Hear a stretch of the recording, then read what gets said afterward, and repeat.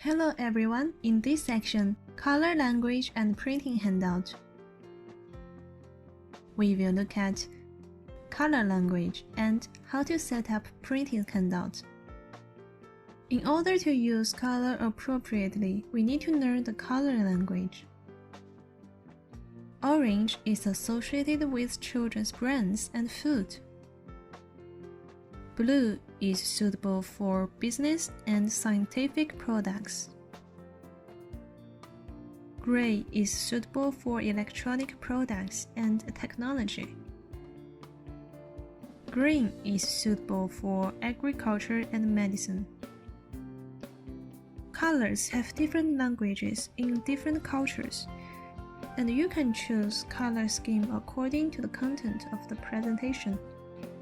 As for color use, we need to control the number of the color in presentation in 3.